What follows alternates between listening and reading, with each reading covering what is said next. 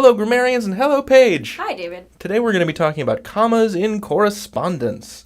And what that means is how to use commas in letter writing, so saying hello and saying goodbye. When you start writing a letter or an email to somebody, you use commas. So let me show you an example. So if you're writing a letter to someone, you open it with something like this. Dear Prudence, comma, I received the plum jam you sent me. And you can see we have this little comma here. Because what commas do, right, is they separate elements of the sentence from one another. So what we're doing here with this comma is we're putting it after the greeting to separate it from the body text.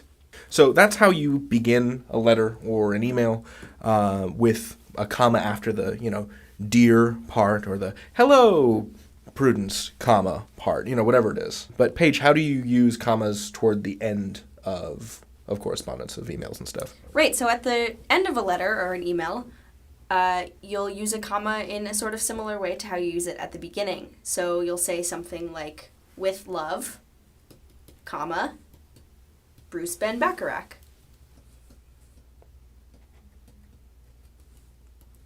So we can use them at the beginning like this. Dear Prudence, comma, or we can use it at the end, at the endings of letters. So this has a technical name. We were discussing this before we started recording. So if you open a letter, that's called the salutation, which is another way to say hi. And the way you end a letter is called a valediction, which is like a saying hail. I think vale in Latin means hail. I think salut is hello, and vale or vale is goodbye. And so this is really just like a helloing and a goodbye saying. So if you're saying hello in a letter or an email, you use a comma. If you're saying goodbye in a letter or an email, Use a comma. you can learn anything.